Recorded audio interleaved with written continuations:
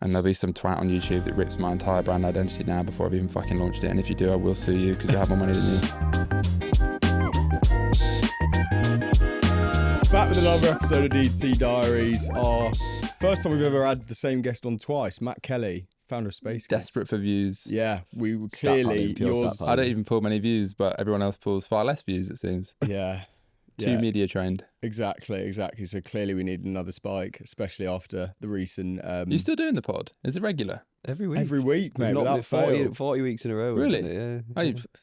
Yeah, I think I did 93 with the Midnight Pod, then I got bored and I was like, never again.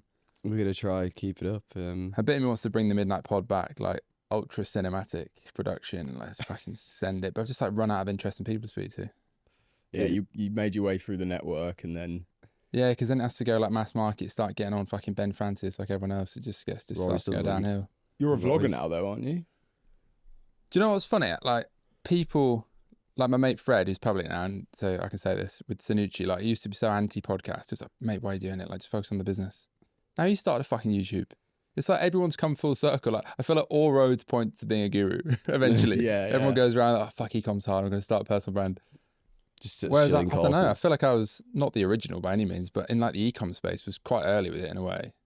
And I just fucking took my foot off the gas because I was too busy with the brand. And that founder stuff's become more prevalent, right? It does kind of annoy me. Like I've inspired so many people to do it, and there's a few of them that have like way more views than I do now. It's just because they're more consistent. Yeah, it's just consistency. But it is what it is. Like, yeah, there's a few people that have coined the document and the journey as well. I should have trademarked that. But it's been about 12 months since we last had you on. I think slightly less. Probably I was incredibly fat in that last episode. I'm still holding the few too many pounds, but now you're running really fast High Rocks times, right? I don't know about really fast. I did a 106. It's quite fast. Pretty fast. That's faster than my doubles time. So yeah, it would be.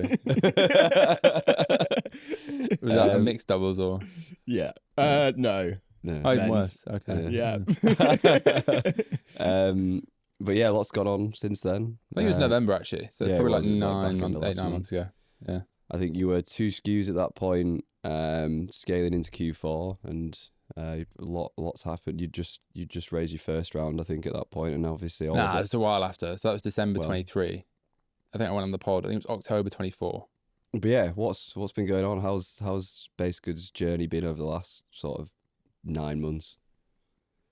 I should preface anything I say in this podcast with the problem with documenting stuff is that, and I tweeted this the other day, basically by default, the most interesting stuff is the stuff you then start to feel like you can't talk about because it might offend either your team, your customers, your investors, might come off wrong. So I'm in this weird spot where I feel like I can't speak about the interesting shit, even though I reckon some of, especially like the whole venture capital stuff, I think I'd have a super interesting perspective on that because no one speaks about it, and the people that do speak about it typically have only ever done that. Whereas I come from like bootstrapped Chad dropshipping background. But I guess the main difference has been basically gone from having like no employees to having like 15 employees in pretty much like the past 9 months, either by in-housing things that were agencies or just by hiring more people. And now the business is at a point now, it's like good and bad. And I actually coined it like Spacegoods 2.0. It feels like the next chapter. I feel like we've gone from being a startup to a scale up. And I suddenly feel like my role should and is very different than it was, should be and is very different than it was before. But now I'm like, fuck, I'm kind of out of the job in a way. Because I used to do everything like every founder does at the start, and you do slightly less, but you do bits of things, and then like you remove yourself from the nucleus and like come back to like overseeing shit. And now I feel like I could fuck off for 6 months, it'd be fine, basically. Where does your time go right now then? Probably annoying Slack. Just atting people aggressively. Like, it is weird. I really struggle with that actually. I've even said this to like our Ned, and like spoke to like Jimmy, who's one of my mates and investors last night. He's fucking rich as fuck. I want to be him in a few years, but even he's like started a new brand because he got bored, which is interesting. Where does my time go? I mean, ultimately I'm obviously like still in charge of the business, so I'm still in the business. But I think it's this weird dichotomy where like you end up just like helping people do their jobs, so my job almost just becomes like team coach, but then and like planning stuff. I mean, like I think as a founder, I also like don't know what the fuck I'm talking about, so take all this with a pinch of salt. It's just my opinion, but I've learned from a lot more intelligent people than me. I think the founder's job at this stage is hire the right people, set the vision, hire the right people, make sure you don't run out of money. That's literally it. It's That's that like literally it. long-term innovation. High level, that's it. Visionary. Yeah, it's like, Decide what you're doing, get the people in, have enough money to do it. I've struggled with this over the last like 6 months of like figuring how to effectively use your time when you've got people doing a lot of the stuff for you. Like we've got a similar team, like bigger team, but a lot of leadership teams that take a lot of the like business operations and day to day off my plate. And it is that, I think it's like it's your job to think not about next week, next month, but like 6-12 months down the line to keep you moving forward. Yeah, then I end up feeling guilty that I'm like not in the trenches. Yeah, it's like a mindset And then I had change. this like major imposter syndrome where I almost like feel like I have to remind the team that I spent 2 years with no team pretty much, which was kind of crazy. And well, not no team, but it was like me, Flo, Seamus, like a few freelancers. Yeah. I don't know. Like, I always had this weird assumption that everyone on the team thinks, oh, I must have such an easy life because I'm just like the founder and I just like, I don't know, go on podcasts. And it's like, no, I did literally every job 7 days a week for the first 2 years. And even now, I'm pretty much still 7 days a week. I feel like that now. It's even now, like doing this podcast in working hours, you do feel like that. And it's almost a form of imposter syndrome. Yeah, I've also got this weird like thing where like, I feel like if I'm not on my desk, I'm not being productive, but it's just bullshit. Yeah, because definitely. I don't know. I think it comes from like the paranoia of being like a literal broke founder back in the day where like you don't have any money, so you have to do it all yourself. And you're like, if I'm not on my screen typing, then I'm not being productive. But actually what could be more productive is like we hired an MD into the business like 6 months ago. It's like basically effectively like the CEO of the business. So like could be. Like, it's a bit of a weird one because I'm still like the CEO as much as I hate that term, but ultimately like I still lead the business. That's what I mean by that. And he's the MD, but maybe in some ways he should have been like an operations director or whatever. But now he's in, I'm a bit like, quite like this because he just deals with like basically all the shit I don't want to do. It's quite comparable to our setup, to be and honest. like the team, I think, look at him as the boss more than me, which just hurt my ego a little bit, but in some ways maybe it's good. So yeah, now I'm in this weird thing where I'm like, fuck. Is my job done here? Or like, I feel a bit like, don't really know what the fuck I'm doing with my time. I'm obviously doing lots and like, I want to do way more with like content and brand stuff because we're really lacking that. But I mean, there's still like loads of bullshit happening that comes up, like hiring and fucking looking at P&Ls and shit. But still think like it's your job to set the pace, right? Even with that MD in, like we've got the same setup. We've got Matt, who's our MD, who probably could run the business if I just fell off a cliff. Yeah, but he's a killer. And he's really good. But I still think I inject a different level of pace at times than him, and I think everybody in the business would say the same. It's like it's just nobody sets that like the founder. I think. Yeah, this is the thing I struggle with the most. Is it's literally like my main thing at the minute is how do I keep stuff? How do you keep the intensity? Because I feel like stuff just innately slows down when there's more people, without pissing everyone off. I think there's a thing. I've got to the point where now I feel like a lot of my team just don't like me. I don't know if it's in my head or there's some truth to it, but like often I'll say something and I'm met with like a comment from like my MD like, "Oh, you're not being reasonable. Yeah, you need to give the team more time." I'm like, oh, fuck me, do we? I'm pretty sure we don't. Yeah, I think an underrated skill that you have to learn as you grow teams is how to communicate internally really well, because it's hard to like do it without. Because you communicate to loads of different types of people, and you can, and without doing it in a structure, it's like really hard to do it well, I think. Yeah, I think what's key, like being direct and candid, is really important. I think what some people don't do is then how you like tie empowerment into that. It's almost like the shit sandwich, isn't it? You know, being extremely direct, setting that standard, but then how do you tie that into empowerment? It's kind of like that Hormozy video where he's like, when you're telling someone they're essentially not good or not good enough, you don't say it like that. You say, I know you can be so much better. I know you've got it in you. And it's almost like how you tie that in. But in terms of that CEO piece, there's like obviously different types of CEOs, aren't there? You've got really the two are like the visionary CEO or the operator CEO. And you are that visionary CEO who's big picture vision, you know, future focus. But I can imagine that's so much harder to like get into a routine and stay motivated knowing what you're doing, because I guess the operator in many ways is more reactive to the day to day. I think the problem I have is I'm like visionary, great. It's a nice fluffy word and shit, and I probably am quite good at that. But I'm also like a very competent operator in not in an arrogant way, but like in every area of the business. I'm like good. I wouldn't say I'm excellent at probably anything, but like I know supply chain, I know finance now, I know customer service. I've done it. I know marketing, I know branding, websites. There's nothing like I haven't got my hands dirty in. And the problem with that is because I've done it myself, I have the nuanced context on the realities of like how quick a product can be done, for example. And then as a result, I get pissed off. So I'm like, well, I've done that and I know it doesn't take 6 months. So why the fuck is it taking 6 months? So I know there's like sometimes just a bit of bullshit excuse going on from like either suppliers or agencies or teams sometimes. I think that's where a lot of founders get caught out as well. Like I'm not one of these fluffy founders that I don't have a clue, but I've got a vision. No, I've done it all. I understand technically how to do it to like a basic level, not like to the same level as my employees who are specialists, but yeah, I think that makes their job harder as well. So would you say you're happy? What, in life? I guess right now where you're at in business, obviously it's something you've been talking a lot about online. A lot of questions raised today in terms of what you're saying, where you sit within the business. Would you say where you're at right now, you're happy in yourself? I think there's two parts. I think firstly, most founders and like who are basically probably all autistic and ADHD, just always want more. Not necessarily like monetarily, but like you just want to get better and do more. And you always feel like you're fucking useless. I suppose my version's probably quite extreme because I'm innately a bit like that. Yeah, I just feel like I should be further ahead, to be honest. Why do you feel like that?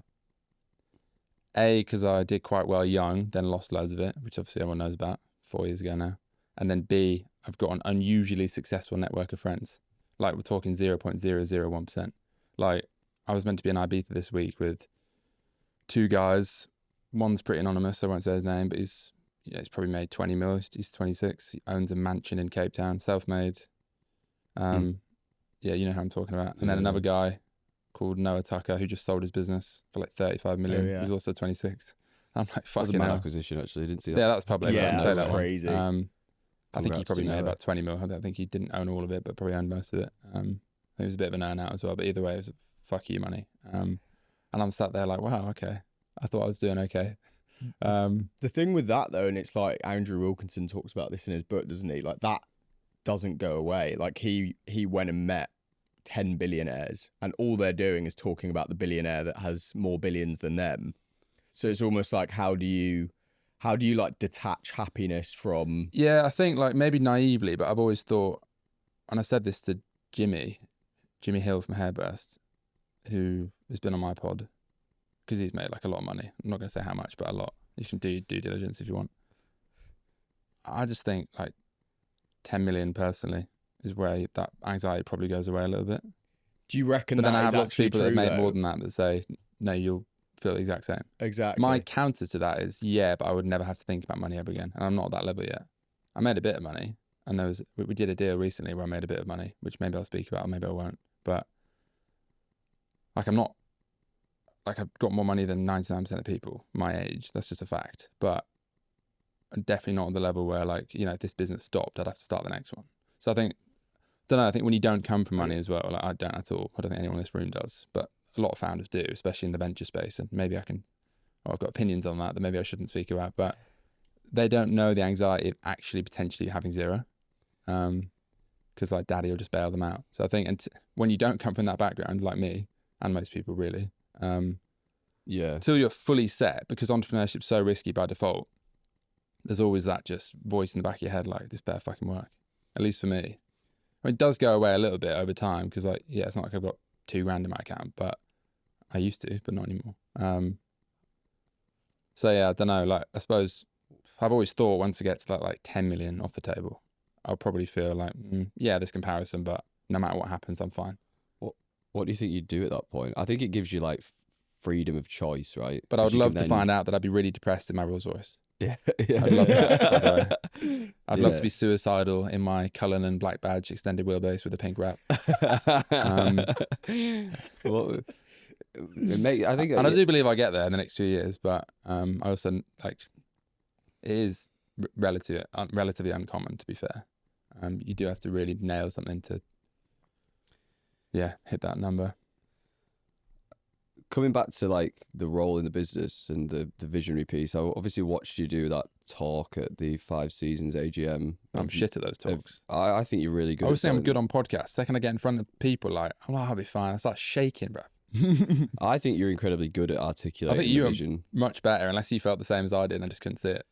I think I always feel a bit like you always feel a bit in front of a room that you know has never spoken in front of on a Yeah, there's a lot of presentation cash you in never that room give. as well. Yeah, you're never given. It's always a bit like anxiety inducing, but I always get into a bit of a flow when you get up there. I think you're really good at selling the vision of the business. I think you do yourself a disservice by saying that you're not. I think that's such, and I almost think it's something you should lean into more. But I wanted to touch on like, it felt like when I watched that, you'd like crystallized what you want to do with the brand from a positioning and product perspective for the next few years. I just wanted to, compared to when we maybe last had you on, it'd be good to maybe just chat through what you're thinking there. I feel like you should put the second half of this podcast through a vicious paywall. Because like, honestly, like the amount of shit I put on YouTube already is, I genuinely believe the Midnight Pod is like the best free value for anyone starting a D2C brand. So like, go and watch it all. And it's obviously attracted loads of competitors. My fucking girlfriend was making ads for one of our YouTube copycat competitors last night. I walked in, I was like, what is going on here? And she's like, Out the window. She's like becoming a content creator. I was like, fair enough, they're paying you 400 quid, whatever. Like, I get it. We don't sell that exact product that they do, so whatever for now. Yeah, even this, like, I feel like I've learnt loads on, and I'm also like, probably that presentation probably looked clear, but sometimes I think, because like, why do I start with this? There's so much nuance. I think in any business, but it's relevant, but it's especially relevant in a venture-backed business, which ultimately has to be on a path to exit at some point. I was speaking to Jimmy about this for like an hour and a half last night as well. I keep fucking talking about him, but I just happened to speak to him yesterday. And I do think that changes the dynamic of what you do and how you do it, because basically 2 ways to sell a business these days, like in consumer. You either grow it really profitably. Maybe you don't raise money and you sell it to like PE. Like generally, you probably get an EBITDA multiple, although these days those multiples are way less, and also those deals are way less common. Or you do what Wild did and you sell to a strategic like Unilever, who will pay a bigger multiple because they need that brand at that time for their portfolio, to raise their share price, etc. It's ultimately the same thing. You're selling a good business to a buyer, but the strategic will usually pay more. Yeah. And Wild were profitable anyway, but only in like year 4 or 5, I think. You're looking at some revenue multiples there, though, aren't you? Yeah, it's like a 3.5x revenue multiple, which you wouldn't get on a smaller business. No. But you're only getting to that category generally above about 50 million in revenue in Europe, is kind of the ballpark. And to do that, I think you need to, A, be big and all that shit. So like TAM is relevant, and that's kind of relevant to product choice. But I think more relevant is what category do you own and how clear is the offering.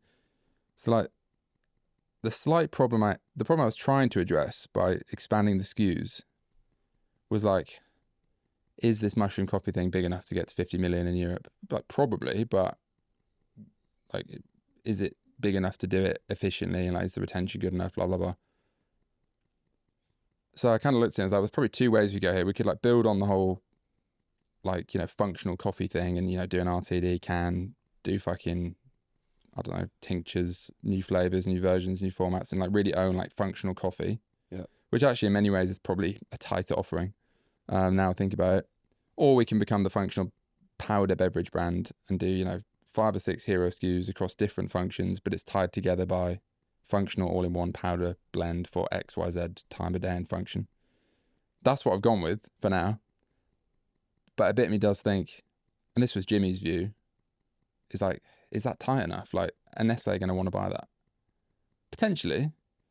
But I think the reason it's not tight enough now, in my opinion, is the brand isn't tight enough. So when I started, it was, and this should definitely be behind a fucking paywall, Jesus Christ.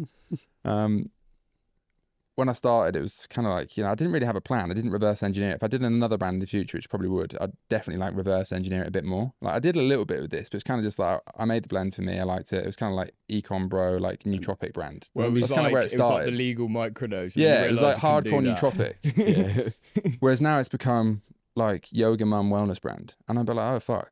So the audience isn't really what I thought it was going to be. So now do I lean into that, or do I try and lean pull it back and lean into like maybe like the more hardcore like biohacking, nootropic-y stuff that kind of I'm more interested in. And I guess you kind of have to follow the money really. So now it's like, well, what's going to help it get to 50 million in revenue and be able to sell to say Nestle, which is probably plan A.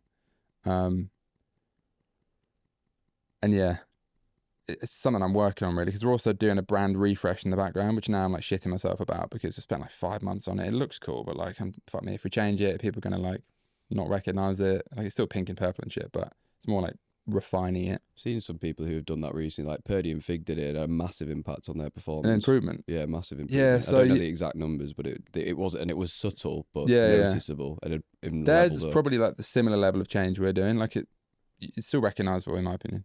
Yeah. But it's functionally better. It's like clearer what it is, more premium. So I'm hoping with that visual rebrand, but also like I'm trying to tighten up the narrative, because right now, the problem with like, I'm talking shit about my own business, but it's my opinion. It's like you've got a mushroom coffee audience, right? You then there's some overlap, but you've got a sleep audience. There's definitely some overlap, but there's also often not. Then you've got people buying hydration. Like the thing that ties it together is yes, wellness, but that's far too fucking broad. So like the unlock your full potential is the slogan, always has been. We haven't really leaned into it enough. So now I want it to be like basically like fuel for the modern athlete. And that doesn't mean sport. It means like the busy mum, the econ bro scaling, the guy with a shit office job that's trying to get a promotion in, the university student. I think there's something there in like, if you want to get better, this is what you take at X, Y, Z time of day, and it serves a purpose. And there'll be some twat on YouTube that rips my entire brand identity now before I've even fucking launched it. And if you do, I will sue you because I have more money than you. This is the problem with putting too much stuff out on the internet. But that's my general view. Or I've just lied about all that to put you off the scent. But yeah, I've been lying if I said I had it all figured out. I do think a risk of a lot of brands, and I've seen like one brand that's pretty well known recently, I'm not going to say, that's like launched a product and I'm just like, fucking hell, like, tell me you're struggling without telling me you're struggling, because you've just gone into a completely different category that your entire brand was built in the past 5 years. And I think that's too broad for them. But you think you look, which is like, yeah, and I think they're a discount brand that will be on TikTok Shop for the next 5 years. I could be wrong, but I think that brand struggles to sell because it's so broad. It sells fucking everything. And it also sells on TikTok Shop for like £4. Like, where's the brand value? I could be wrong, and I know. Yeah, it depends. I watch this and DM me like, "Oh, I'm making more money than you," which they are, but I don't know. Like, how are you? I think that's a classic like potential zombie brand, where it does well for the founders, but like, who's going to buy that business? And they don't necessarily have to buy it, by the way, because I don't think he's raised venture. He's raised some money, but I just think if your brand relies on TikTok Shop, then in my opinion, you're fucked. Yeah, they're very like. I see what you're saying. I think if you're very specific about who your persona is, though, then it brings more brand value. I also think it's like, how are you defining brand value? I feel like cohort profitability over time is like going to make the most difference. It's like, yeah, to some extent. I know what you're saying in terms of like untangible brand above that will drive massive valuation improvements and probably make it more attractive to buy. But I think you need both. You need like the financials, obviously, but then I guess purely from, and this isn't my opinion, this is from like investment bankers that I've met who've done all these deals, who say like also how you package it and how you position it is as important as the numbers. Storytelling, I guess, isn't it? Like, can you tell the right story in that room? Brand than me right now, by the way. And the numbers are much better from what I've heard. But I just wonder if any brand, whether it's them or anyone else, that's like so reliant on TikTok Shop and then like, I don't know, does fucking gummies, does bars, does powders, just hops on trends. I don't know. Does that make sense long term? Maybe. Obviously, fucking way bigger than we are, and they sell everything. So, yeah, very different brand though, isn't it? To you and what you're trying to do. I like what you're thinking though in terms of the brands from like a need state perspective. I think that's what you've said previously. It's like solving like one problem with each product. I get cancelled for that section where I sound like such a twat. I'm coping very hard by talking shit about a business making more money than us. No, it's opinion, right? That's from the lens of being venture backed, which I think does change things for better or worse. And there's probably a whole 7-hour podcast on that in itself. But yeah, these are just things I've learned, not from my own opinion, but much wiser people. Yeah, I think what you've done in terms of that pivot, I think the product journey as well is like just opens you. I think what it allows you to do in today's market is just opens you up to so many more problems to attack. And it's so much easier to scale a brand on through traditional D2C right now if you've got more problems that you can solve for consumers on paid. Yeah. So it's like the bigger the problem, The angle I'm offering it. The bigger the problem, the easier it is to scale. I think that's like, you can distill it down to that. That's why fashion is so hard on Facebook now. Yeah. You just haven't got the problem, unless you've got a functional Mm. thing included.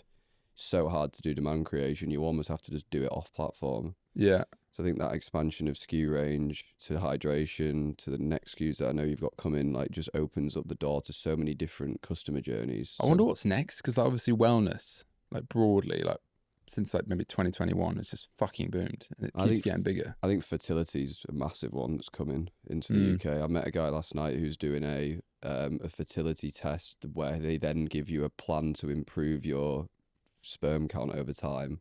Amazing idea. I don't need that.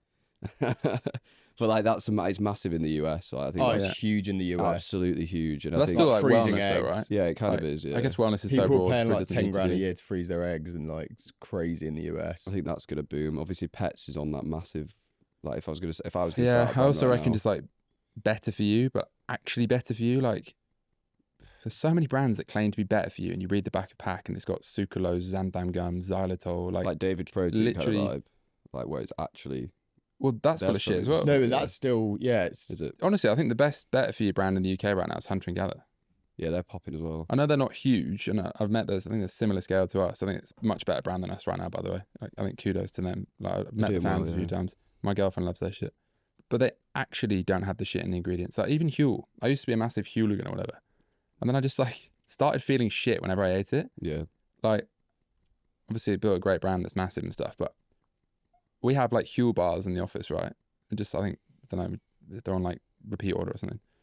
I ate one the other day and I instantly like had a fucked up stomach for like 2 days. Yeah. Obviously I'm just like sensitive to that stuff now, but surely there's a gap in the market for like a Huel that's not got all that shit in it. Definitely. I feel like everyone's treating Obviously it's more gut expensive health. to make that, which is why people don't do it, but Everyone's like treating gut health with supplements Mm. and additives rather than like root cause. Yeah, And yeah. it's like there's probably I've been digging into makes this that on a so- personal level I even recently. think my gut's been fucked. just before we go on, I even think like some of the meal prep companies that are scaling massively right now. I'm not going to name them, but you go on and Simmer. well, yeah, but like me and my mate, Well, I bought that shit before. I do think it looks and tastes a bit like Lions school Prep dinner, is but another one. like a lot of them, Five, yeah. you can't. That you eat it, and I'm like, this has got shitloads of sugar in it. I can taste it. I can feel it. And It's you in go all those. and they don't publish their ingredients on the website. You go through the chatbot, and they've only Yeah. just started doing it because Freddie, our mate, who's like really into his gut health and fitness, you just couldn't get information about salt and sugar content Pretty from crazy. these meal prep given companies. you're eating it. That's And wild. it's like, why is that not publicly available? Probably because it's full of shit. Problem with these bars Yeah, as probably. well is like it's very hard to make a bar not processed. Yeah, yeah. Just like the way that you make a bar, like it's that's why for the most part they're not The healthy. thing on that David example, David Protein, for anyone who doesn't know, big protein bar. Well, it's only like a year old. The founder of RX Bar, so he's like obviously super experienced, super rich. But that's a classic case of like, it's not a new category. Obviously, we're saying it's full of shit because apparently it still is, but like he just improved the macros. Yeah.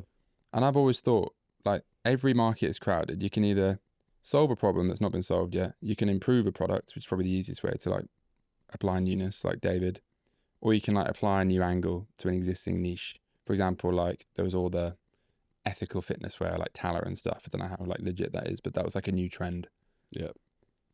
And like Huel, like that's a new angle. Like, I don't know, someone should make Huel that doesn't have sweeteners in it. Like, I mean, there's probably a reason why it's not been done, because A, it tastes like shit, which hurts retention, and B, it probably costs too much, which again kills like margin. But So Yeah, David theory, valued at like 700 800 mil, mil, yeah, crazy. 725 mil in less than 12 months. I think like even, 100 mil in the first year or something. I think you Yeah. even look at like categories like protein. That's a good one to do that in. Like grass-fed protein. Oh, become yeah. a thing. I think Like, protein's having a resurgence, yeah, it is. I think and it's a- also creatine's the obvious Creatine one. massively, Not in especially for gummies. women. and fiber. Like fiber being the new protein through like natural GLP-1 basically. Collagen's back boosting. again. That's just For all a of it. third time. I wonder what's next. There'll be Yeah. a new undiscovered ingredient. I think, yeah, interesting. Well, that EPG, we were talking about this in the last episode. David That's the thing in Protein David, right? acquired, Yeah. didn't they? And everyone's kicking So, off so about what is it. that? It's like It's low-calorie it's protein. essentially a low-calorie fat substitute, which Okay. like a lot of these brands use, and obviously they've patented it, so Yeah. they've acquired the patent essentially. Everyone was booting Yeah, off. that guy's just playing 4D chess because he just knows how he's going to get a $10 billion exit. That's what Yeah. I said. Everyone was booting off, and I was like, he's just playing chess, and everyone else is playing checkers. Like, it's just levels to strategy. Yeah. Um, When you've got 600 mil, you can make those moves a bit easier. Yeah, exactly. So we've been talking a lot about product. I know I've definitely said too much on this podcast. I shouldn't have said as well. Fucking hell. we can. I'm going to be told to get media trained and just no comment. We can edit. This is the problem. If it's That's going to why be, you get views. if it's going to be 'cause good you're not content, media it has to trained. be honest. Both like about the business, but also just about opinions and shit. And then you get cancelled or you get copied. So I know you're very passionate about product specifically. That's something you've been very vocal about. Talk us through, like, I know you work with someone as well there, but what does your MPD process look like? Because it's not something we talk much about on the podcast. I think it's like, I think most businesses get really good at marketing and then they oh fuck, we're actually a product business. Oh yeah, shit, we should probably figure out product as well. That's basically what happened with me. It was like, went like 2 years with like one SKU that we never even improved because it was like decent from day one. Probably wasn't great, but it was like decent. I think it has been improved a bit now. And then I was like, oh fuck, yeah, we should probably like build a system around products as well. The problem with that is everything takes so long. And like, I actually think in our business, to be completely honest, sorry for anyone that listens to this, it's ultimately my fault, but it takes fucking too long. It's ridiculous. Like, I don't know why it takes us like 6 months to launch a product. And people just say, oh, that's how the industry is. Like, genuinely, and this isn't just in my business, like, for example, like it takes 3 months to like produce a supplement. Like, you know, if you work with a supplier, like anyone that's in the industry knows this, it's basically 3 months. And I always think, like, I've said this to my suppliers many times, tell me why it takes 3 months. What happens every day? Because the actual like making takes a day. So why does it take 3 months? Oh, I've got to order ingredients. Okay, well, why can't you ship them in one day? Yeah. And I don't know, I'm not like, this is what I mean by people say I'm unreasonable. So I said the other day, like, if I put a gun to your wife's head and said, if you don't make this product in 3 days, she's dead, would you make the product in 3 days? You probably would. You'd be able to do it. Like, surely, or a week maybe. I'm obviously not going around threatening people, but like, it's theoretically, like the thought exercise. Like, I think Peter Thiel, however he says, and says like, why can't you do your 10-year goals in 6 months? It's like, it's the same sort of thinking, but most people just default to like, oh, we can't do that because I don't need to, and like, oh, that would be hard. Been, like, well known for that as well. Like, he goes into like meetings and just is like, make that happen in like a 10th of the time. So this comes back to like the founder intensity thing. This is a big thing even this week that I'm banging on about, like, and it's not just the team's fault, it's like suppliers and stuff, but on kind of the end of the day, like, if you're responsible for something, kind of is your fault, even if it's a supplier. Like, someone's got to take the blame, and ultimately I take the blame, but like, obviously you don't want to micromanage people, so it's like, well, why is stuff taking so long? So we've been trying to make like a new product that was meant to launch in May. I'm now being told it's February next year. I'll literally like might have a different like political opinion by then. Why is that taking so long? I don't get it. And then you just get, it's like bureaucracy. Oh, this is just how long it takes to do this sort of product, or blah, blah, blah. But like, I just don't buy that that's the quickest it can be. I think like if you look at how fast an industry that just books all that trend is like anything AI related right now, where they're pumping out, it's like if they can churn out like AI models in like 6 months, can't be that hard to make a physical good in that time, in little lower time frames. It's like challenging conventional thinking, which I think will become more common over the next few and like years. Those delays aren't like every product, but even just like stuff that's like standard, like, I don't know, you probably go like, maybe it's like 3 months from like idea, sampling, testing, whatever, blah, blah, blah. And then you 3 months to make it. So like 6 months probably from idea to launch realistically. But even that feels like too long, and that's on time. But yeah, to come back to the process, I mean, to be honest, it like basically just starts with I see shit, put it on a Miro board. I'm like, that's quite cool. Should we do something in that? And we haven't done that many products. It's not like we're churning out stuff, but I always have new ideas, and then I just send it to my MPD person, and she probably thinks I'm stupid. I probably gets overwhelmed by the amount of stuff I send in, and then I guess we talk about it, do a lot of customer research and shit. I think there's also 3 pillars now to products. Now we're doing MPD, new product development, i.e. launching like hydration, EPD, like new flavor for Rainbow Dust, which actually I think is probably the lowest hanging fruit is new flavors. Again, I should fucking charge for this. it's like obvious, but actually like saying it from experience, all these new brand owners are gonna be like, oh fuck yeah, that's why we're not scaling, because we did a shitty flavor that tastes like arse. If we did 3 new ones, we'd actually scale, and it is true. And then there's like improving existing products. So like Rainbow Dust, we're trying to, well, like we've just changed the ashwagandha to KSM ashwagandha, for example, which is like more potent, but also gives you the legal claims around XYZ thing because it's got research. That's a branded ingredient for anyone that doesn't know what that is. Like stuff like that, and like obviously like margin improvement, which we've done a lot of, like even packaging. So like we changed our pouch supplier, which fucked it up for a while. Like, even little things like the tear strip was really jagged, you couldn't close it properly. Like, all these little things just affect like retention and experience. So like trying to improve shit like that.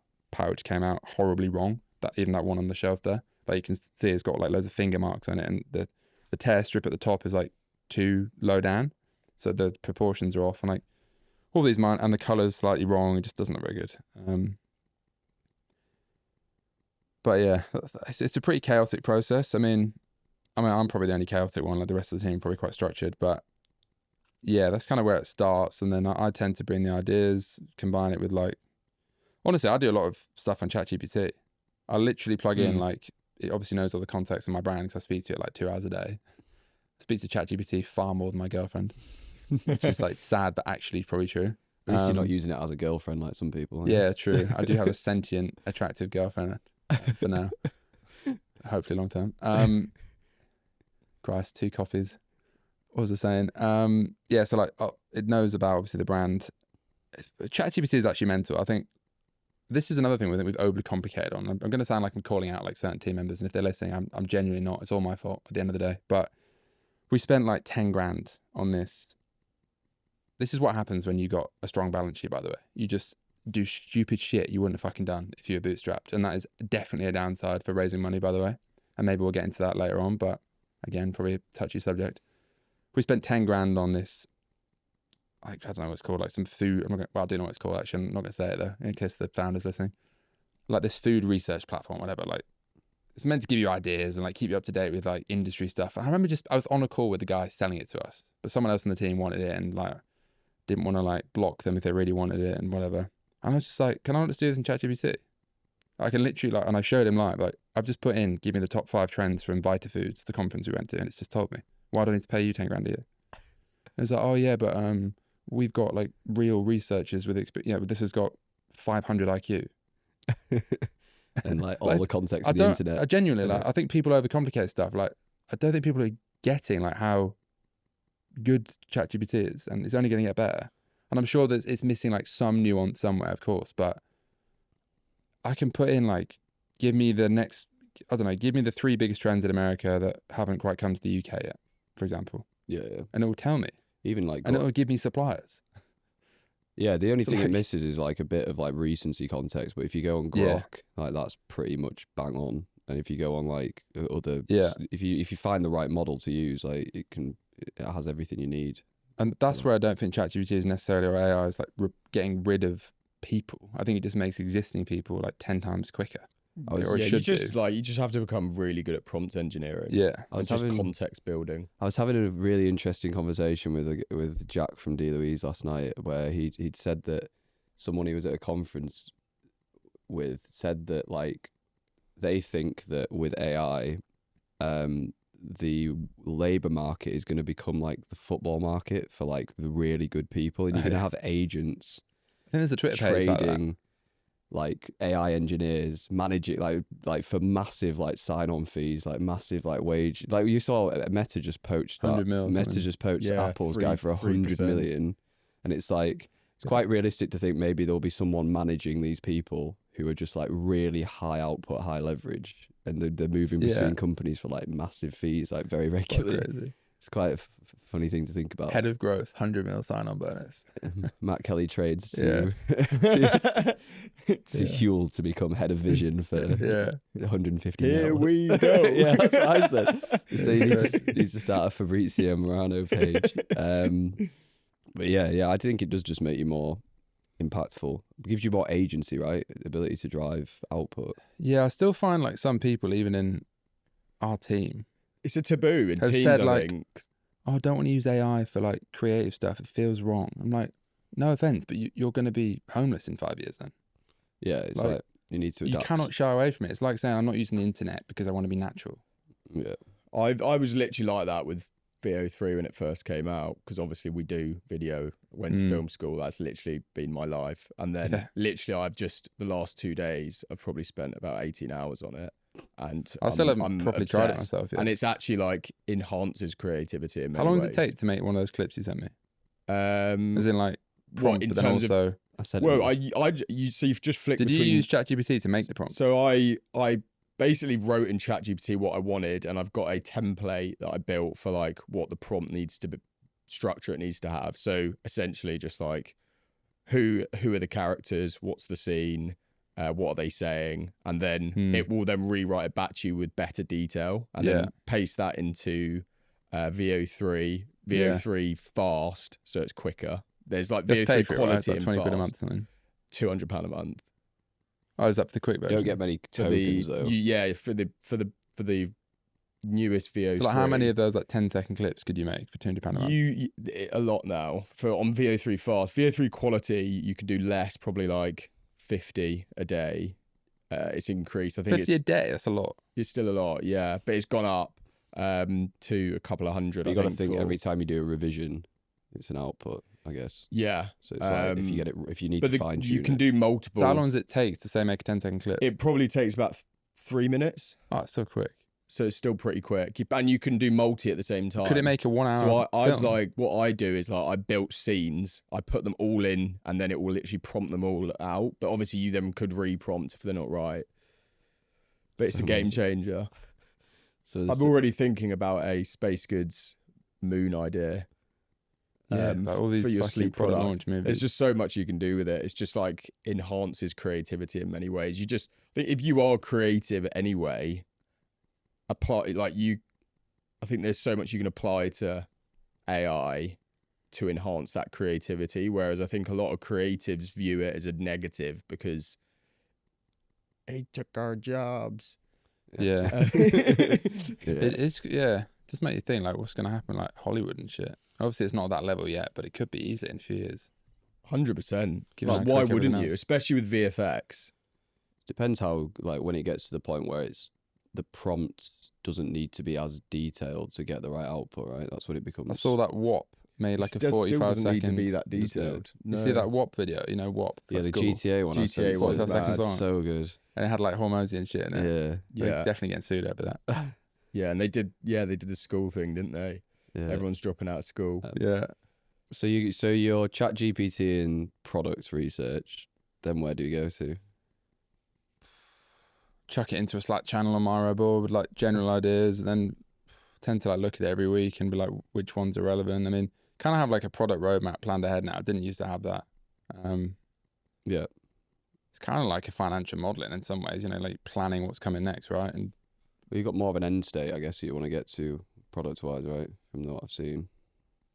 yeah, like we've got loads of shit in the pipeline, but like I do sometimes wonder like where's the I have loads of mad ideas and I'm sure that could crush, but like does it make sense for the brand, or are we just going too broad now? Yeah. Especially because it's like through the lens of like, oh, is this gonna be able to exit? Who's gonna buy this if we start doing, for example, like I don't know, I wouldn't do a creatine gummy even though it's popping. It just doesn't make sense for the brand. Yeah. Like we sacked off our existing gummies. I think we're phasing them out because we want to focus on powder. So yeah, still kind of winging the product stuff a little bit, to be honest. But yeah, I guess a combination of like my opinion, the market, customers, general feedback. But also like some brands get massive doing like, you know, 1 or 2 things.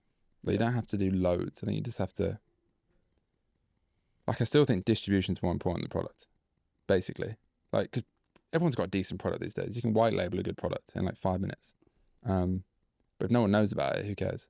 And you can have a terrible product. Well, creatine gummies, right? There's some of these brands that are selling. There's more successful businesses with shit products and great marketing than the other way around. Yeah, 100%. Obviously, if you can have both, is what you need to go like really big, I think, because you need the retention and like the brand value and loyalty and so on. But yeah, I still think, if I'm honest, right now, I think we're better at marketing than we are at product. But I'm trying to even that out a bit more. How's retail evolved since we last spoke? Retail's a whole different thing. It's like, yeah, it's grown quite a lot. We're in like 1,200 stores. obviously the caveat is it's still a D2C product. Like it's not retail format, 40 quid pouch powder. Like it's twice the price of anything else on the shelf in like Holland and Barrett and anywhere else. We have got a 7-day box. It's like 9 quid. I think launched online. It was meant to launch like nationwide in like March. And now it's going like next month or something. Yeah, there's just lots of delays and stuff. Like that was meant to go live in March. That could have been like £1 million in revenue over like 6 months. It wasn't because it was delayed because they fucked up the planogram, whatever. I'm also working on a very specific retail product, which I'm not going to say because all the fucking copycats will do. But that's like the big one potentially. Did some out-of-home advertising for like a retail thing that was for the first time. That was semi-interesting. But then the problem with retail is like it's physical. So like pretty sure all the stores at the out-of-home, it was in Canary Wharf. There's like 3 main Holland and Barretts. Just did it as a trial. I'm pretty sure most of the stores didn't have any stock. So I was like, hold on. So we spend all this money on out-of-home for 2 weeks and you've got no fucking stock. So that's like running ads to a broken website. Yeah. Makes no, kind of. Obviously you still get the impression. Like they'll see the brand, but there was something trackable in that, wasn't there? Was there like a QR code as well? I'm not sure it's today yet, to be honest. Just tough to measure, right? As well, it's like so hard to measure. And I also think a lot of your retail demand from seeing it like can be driven by just online, like most of it for yeah, no, right definitely now. is. I think being D2C first and retail second makes way more sense than the other way around. Like, I think of sales channels as like just the more you can do, the better. Like the more places you can show up to allow customers to meet customers where they want to transact, the better. But then you should focus marketing on the ones that are most effective still, and be very intentional with like how many channels you do from an acquisition perspective. Yeah, basically definitely haven't figured out retail fully, but it's such high margin compared to D2C and like a contribution level. It's also predictable, right? Much more. Well, it's like predictable, but also not. Predictable. Yeah, I think you need it as well as D2C long term. I think these days. Yeah, I mean, like this year D2C is still like 10 times bigger.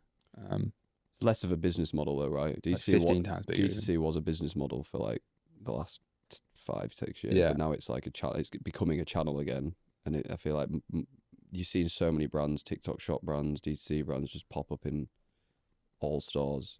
Still so far behind the US though in that regard. But we had Obvi on the podcast and Ash from Obvi, and on this podcast, yeah, in the UK. No, did it online. Okay. But he was saying when they like launched in hundreds of Walmarts, they just saw like subscriptions just tank because obviously if you could just go get it down the road in Walmart, then yeah. I think the other thing I've realised is there's one thing getting a listing. It's another thing selling through successfully and consistently. Like everyone fucking like creams themselves when they get a Whole Foods listing on LinkedIn. You get like this, I don't know, fucking niche like German kombucha brand founded by 2 like Hampstead posh girls, and they're like, oh my god, we got a Whole Foods listing. It's like literally £400 a year in revenue because that's how small those listings are. I'm not joking. We're in Whole Foods. It's fucking tiny.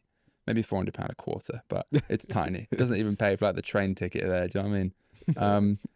But then even if you're in there, like you have to sell well. yeah, So like you either need, I don't know, banging product anyway, has to stand out. It's obviously super competitive. You probably want to be doing D2C marketing so people know about it. And you have to do like we did the FSDUs, freestanding display unit. And yeah, they look cool and they do massively spike rate of sales to get all the data on that, but they're fucking expensive. Yeah, it's like 50 grand or something for like, I don't know, a month. I feel like the whole quite quickly your margins like disappearing. From a girlfriend working at Lucky Saint, like understanding that retail ecosystem a bit about how expensive those store activations are. It's crazy how much you can pay for some of them. There's a lot of big brands in the UK, or a few that I'm thinking of, that are fucking crushing it in retail, but like the P&L is like a war zone because it costs like millions to like get to that scale.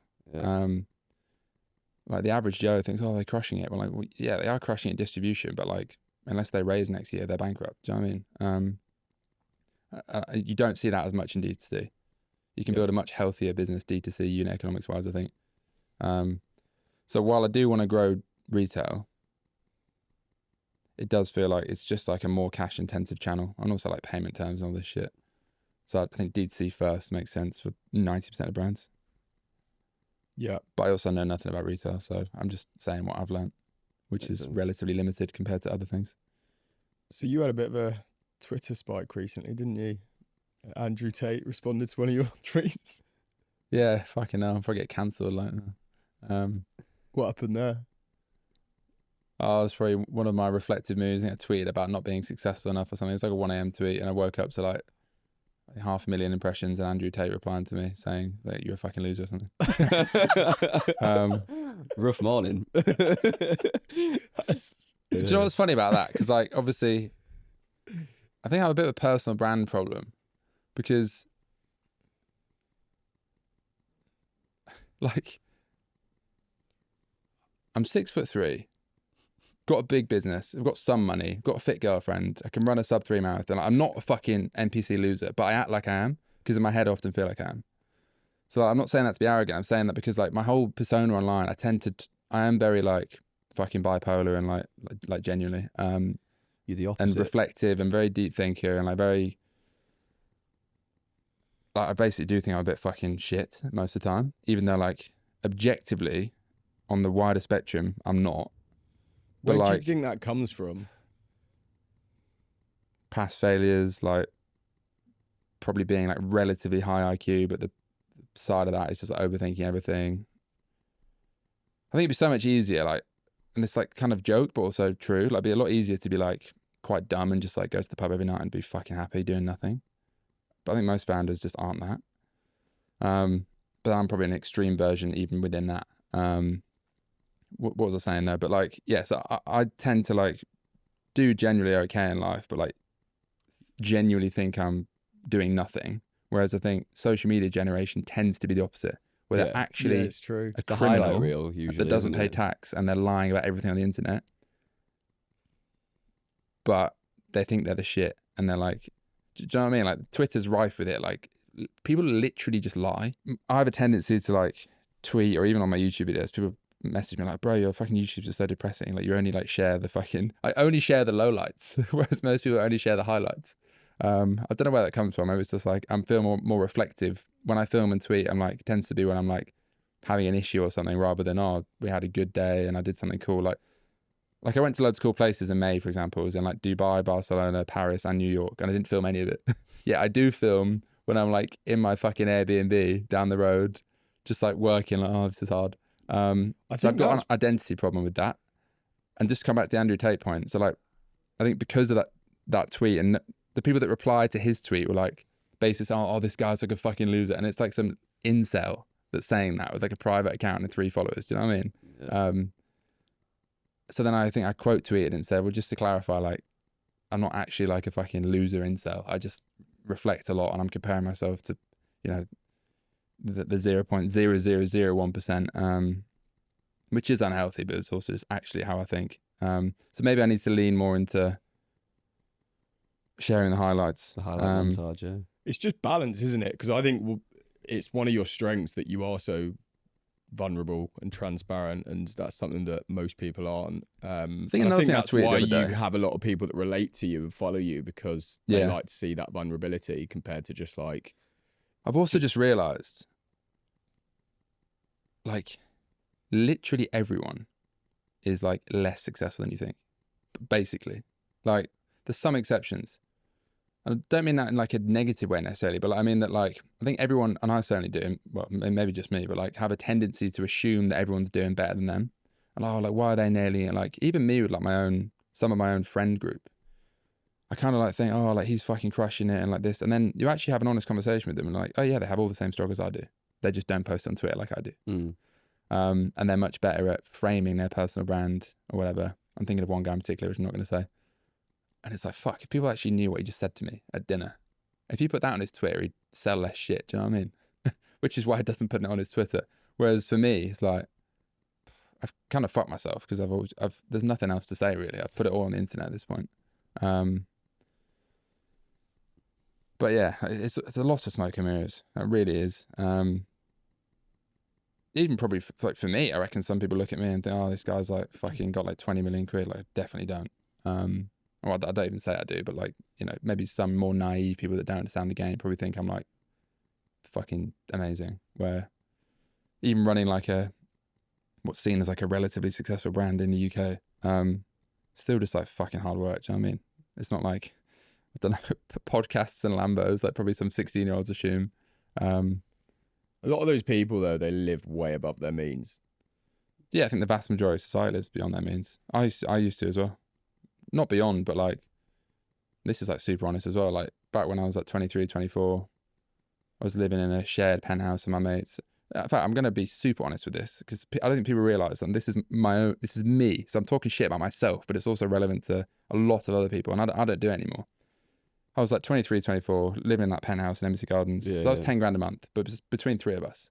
That's less rent than I pay now in a shitty 1-bed because now I pay for it all.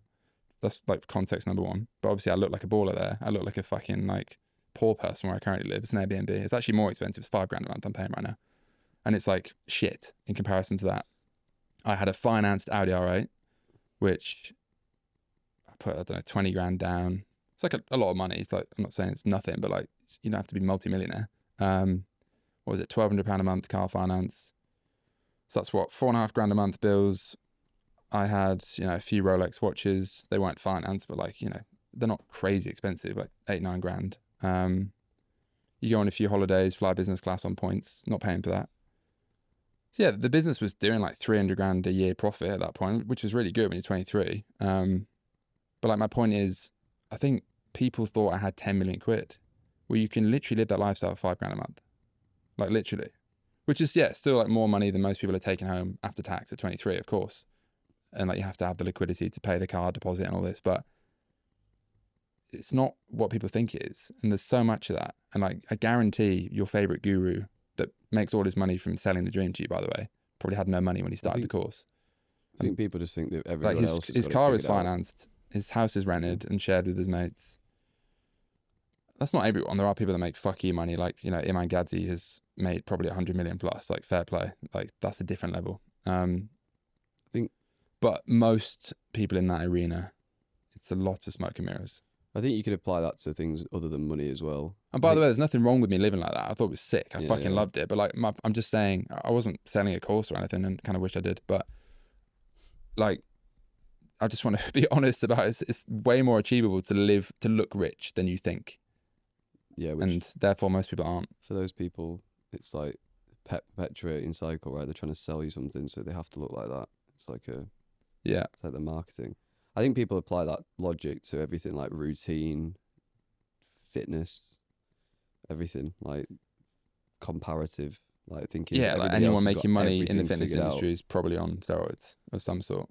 Yeah, or SARMs or something. Well, here we are. We're gonna finish on that. Left. No. We end on a positive. Yeah, I want to ask you what you've got. What's the next sort of 12 months looking like? What do you think's achievable for the rest of this year? Where do you want to? Well, unless you've got anything you wanted to. No, that's where I was going. Should I talk numbers on her? Do it. I'll have to inflate them slightly. Yeah, I mean, like halfway through the year. Had a good few months. Yeah, so I mean, the first year business did like £1 million in 8 months. So I've gone like 1, 3.5, 9.5, trying to do like 18 million this year pretty much. So I guess it's quite good growth compared to like a lot of businesses. I know there's some fucking 21-year-old kid that's raised no money that's doing 5 billion in his fucking mum's basement right now watching this. So compared to him, I'm a massive failure. But yeah, I guess it's grown. But the goalposts always move, don't they? So like you're always just like, said that to me 2 years ago. I'm like, that's pretty sick. Like team growing, blah, blah, blah. Suppose, yeah. What's the plan for the rest of the year? I mean, yeah, like obviously hit the numbers. I think it's a tough market right now. We're growing in Germany, or trying to grow in Germany. It's pretty new. A lot more retail stuff coming in the second half of the year. 2 new products. Like one entirely new product. A bunch of like new flavors and shit as well. Maybe a second product by the end of the year, but it might be next year. Probably like not any more hiring for the rest of the year. I think we're like basically hired out. I think our OPEX is too high, but that's another thing. Just grow into it, right? Grow revenue into it. Yeah, and then I suppose trying to figure out like where the fuck I spend my time. I definitely want to do way more like content-y stuff. I feel like more drawn to like the YouTube and like just content in generally, and because I just kind of enjoy it more than sitting at a desk typing, looking at Slack messages. So I said no more hiring. Actually, that's a lie. We just hired a new social media manager. I want to do way more there. We haven't nailed that, if I'm honest. Videographer I'm hiring, not like an employee, but like someone that's in the brand. So I reckon I found the right guy on like interview number 2, which is the power of social media, because someone just gave me a recommendation. I was like, yeah, this guy just gets it. Fuck me, and he's a hiring. Nice. Is it more just like documenting what's happening, or is it? Yeah, more... like I want to do like more brand stuff. I think we want to do like customer documentaries. I think could be cool. Basically, we're really good at performance marketing. That's all we do. Like, we just do direct response, hardcore, buy this, like, you know, problem, solve, problem, solution, buy. Whereas there's no emotion in any of it. Whereas actually, I think brand's a really fluffy word. Like, yeah, we're technically a brand, but like, I don't think we have a bit of a cult audience, to be fair, but I think we need to, there's way more potential there. Like the whole brand essence, I think, has been kind of lost in the pursuit of growth the past like 2 years. Like when I started it was way more like, you know, we did the 80s stuff and like, there's probably more in that. And then you just sort of lean away from it because it's not like converting. Like, remember that 10-minute movie I did with the DMC DeLorean? Yeah. Like, with like a voiceover from the actual girl that I was dating that sent me a pie-off message. It's legendary. Was that the first one or the one you did with the car? That was the first. So she was in the first movie. Oh, It then became a real life thing. Very toxic for like 6 months. She'll never watch this, but if she does, I'm over it. At least publicly. And then in the second movie, I paid someone to do a voiceover of the actual text. So like as if she was calling me. So like it was like an Easter egg thing. And so I had loads of fun with all that stuff. And then you just like, it doesn't pay the bills. So I should probably just fucking do performance marketing. So now I want to do a bit more stuff. I also think like I met Steve Hewitt from Gymshark for like 2 hours, like last week. I'd met him before, but that wasn't one-on-one, whereas this time it was like one-on-one. And yeah, I kind of trust his opinion because he kind of grew 5 to 500 million with probably the best D2C brand in the history of the UK. So his opinion is valuable. And he was like, yeah, you just basically showed him the P&L. He was like, yeah, the problem here is there's no brand spend, basically. And I was like, yeah, I kind of thought it was like fluff, and he was like, yeah, it is kind of fluff up to like your previous scale. But if you want to go to like 50 million, because he reckons 10 to 50 is the hardest stage in any business. And I'm glad he said that because I fucking agree with him because I'm in that now. Because you go from you can get to 10 million with basically just a founder, pretty much these days. A founder and an agency. Then you quite quickly have to professionalize and future-proof it because you're not getting to 50 million with just a founder and an agency. It's not going to happen. Everything gets more complex. And then within that, he said, yeah, you just need to spend more on brand.